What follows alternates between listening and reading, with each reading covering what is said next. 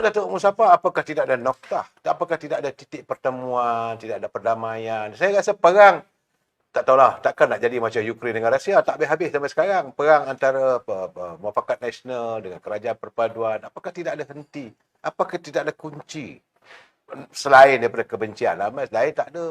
Macam bagi saya lah, tidak ada maaf bagimu pada mereka, pada Datuk Zahid dan kepada Datuk Seri Anwar Ibrahim. Orang lain kurang diserang.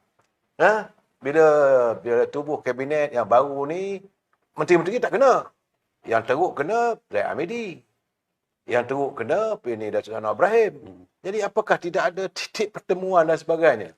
Sila Datuk Muzaffar. Saya melihat seperti sukar untuk mencari satu titik pertemuan, kedamaian. Selagi adanya jenis-jenis manusia yang jadi batu api. Saya tanpa berniat untuk menyentuh orang lain. Saya nak sebutkan di sini, selagi ada orang seperti Mahathir Mohamad yang bermain di belakang tabir, yang tak mahu sangat Anwar dan Zahid ini dalam kerajaan, maka selama itulah keadaan ini akan terus berlarutan. Cuma kita berharap begini saja. Pemain-pemain politik dalam PAS dan PBB, Bersatu akan dapat membaca niat sebenarnya. Pelakon-pelakon di belakang tabir ini yang cuba untuk mengharu birukan negara sekarang. Saya tengok apa yang arwah Padino sebut. Dia kata dia berdoa supaya Mahathir ini panjang umur, supaya dia boleh lihat kerosakan yang dia lakukan. Penutup saya, masalah yang kita hadapi sekarang, Melayu berpecah dan sebagainya, semuanya berpunca daripada Mahathir. Semuanya punca daripada Mahathir. Itu key point dia. Kalau kita nak sebut panjang, dia dah jadi ahli parti. Daripada seorang Perdana Menteri yang berjaya dalam UMNO, seorang Presiden Parti yang berjaya, dia lompat sana, lompat sini dan berakhir dengan kekalahan, hilang deposit di Langkawi. Dan menyedari ini, PN lantik dia sebagai penasihat untuk Pak Negeri. Entah apa dia nasihat pun saya tak tahulah. So, berdasarkan pada ini, saya melihat selagi adanya player-player di belakang tabir ini, keadaan tidak akan tenang. Tapi kita hanya mengharapkan supaya rakyat memahami perkara sebenar yang berlaku sekarang ini. Dan jangan terikut-ikut. Khususnya UMNO, ahli UMNO di seluruh negara. Supaya kita jangan mudah terbeli dengan racun-racun dan madu yang dijual oleh pembangkang ini, sehingga kita turut terikut-ikut. Ratik sana, ratik sini. Sekarang ahli UMNO duk ratik UMNO DAP. Jadi untungnya tak ada pada kita. Yang pastinya rugi. Okey, Dato' Osman, Dato' ini pengakhir kita lah. Saya nak bertanya sebagai orang veteran. Apakah Dato' melihat kepimpinan Datuk Seri Zaid Hamidi sebagai Presiden? Sebab kita orang veteran, kita melihat adik-adik kita. Sebab usia Datuk Seri Zahid. Kita ni veteran. Veteran ni, pemimpin yang ada sekarang ni kita anggap sebagai adik dan anak-anak lah. Kalau pemudanya anak-anak kita, puterinya anak-anak kita, wanita, nak kata kakak tak boleh. Adik-adik jugalah. Jadi adik-adik UMNO biasa, tutur bahagian dan sebagainya. Apakah adik pada kita? Apakah Datuk melihat kepimpinan Datuk Zahid ini boleh digoyahkan hanya dengan culaan, dengan caci nista daripada pimpinan sebelah sana? Datuk bercakap terus terang.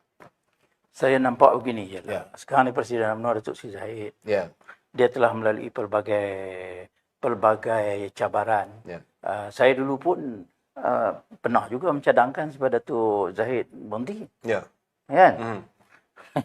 Ada sekali itu kita punya mesyuarat di bilik MN.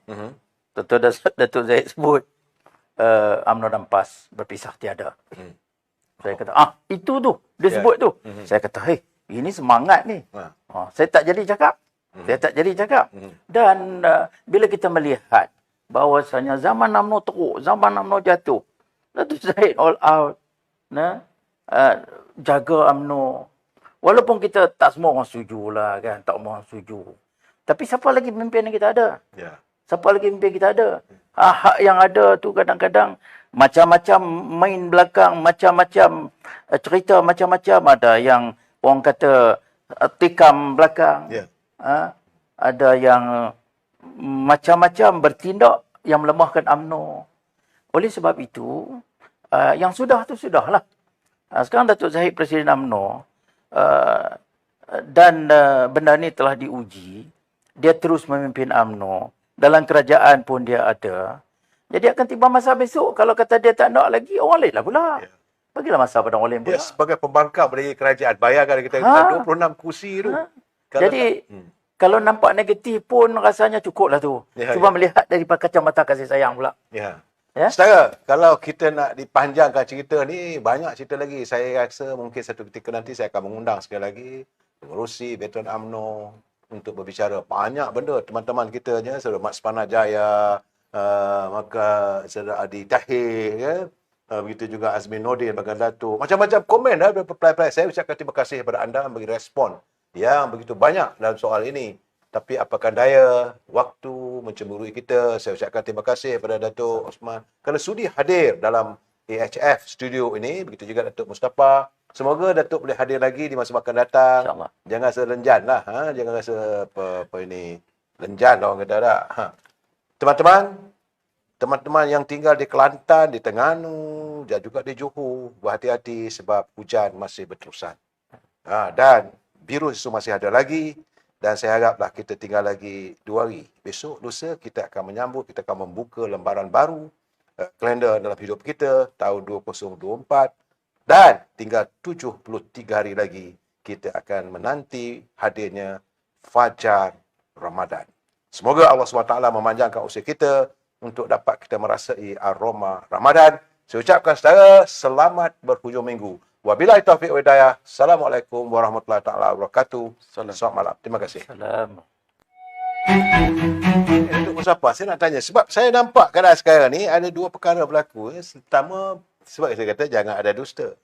Tapi bila ada dusta tu timbul rasa benci.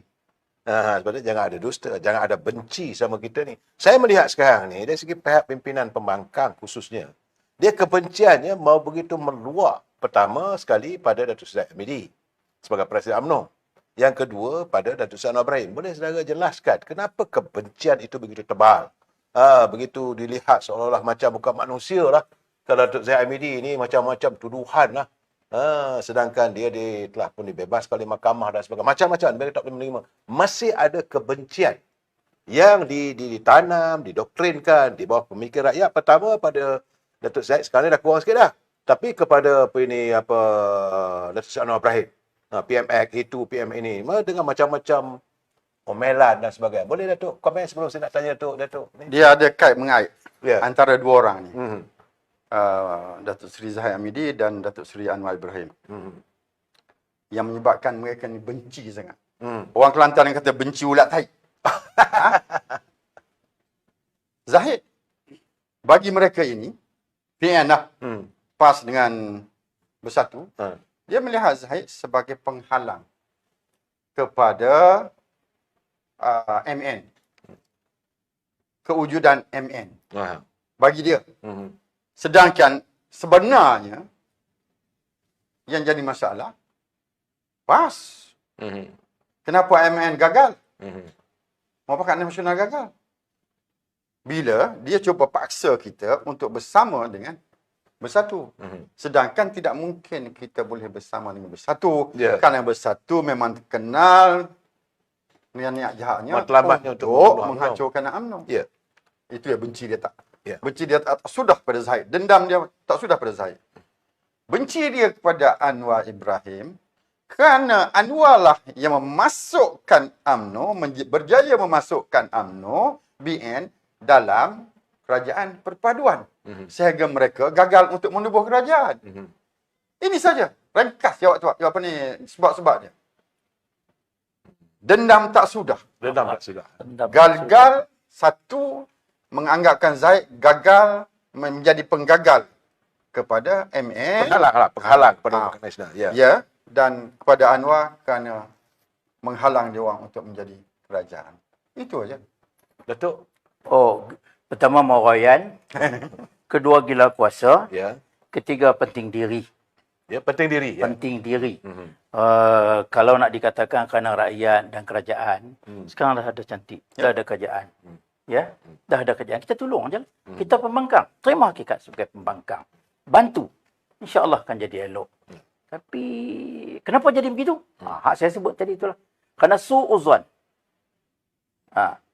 Tidak ada rasa kasih sayang. Ya. Ini yang berlaku. Oleh sebab tu saya nak nasihatkan Tumak Ninah lah. Pemimpin-pemimpin parti pembangkang, marilah bersama-sama untuk membantu kerajaan yang ada sekarang ni. Ya, kerana rakyat dan kerajaan. Dan kita rakyat juga kena terima hakikat. Kena terima hakikat. Dan kita melihat dari sudut positif, kita sama-sama bantu. Kalau kita duduk melihat, orang kata, bila nak jatuh, kerjaan ini sampai bila tak akan kesudahnya. Ya. Tak akan kesudahnya. Jadi soal Datuk Seri Anwar dengan Datuk Seri Zahid, ini dia nak bunuh karakter. Kerana nak bunuh karakter, kerana cara ini saja boleh pecah belahkan UMNO. Itu saja matlamatnya. Itu saja. Dan nak tempat tu. Ya, ya. Itu saja. Rakyat kena faham. Ya. Tidak ada yang terbaik. Ada Perdana Menteri ada buruk baiknya. Sekarang Perdana Menteri Datuk Seri Anwar Ibrahim. Kita nak jatuh pula, nak duduk pening kepala pula, nak duduk fikir pula, nak duduk berebut pula. Bukan masa ada dah. Ekonomi perlu dipulihkan. Betul. Rakyat perlu dijaga Ya. dalam suasana sekarang.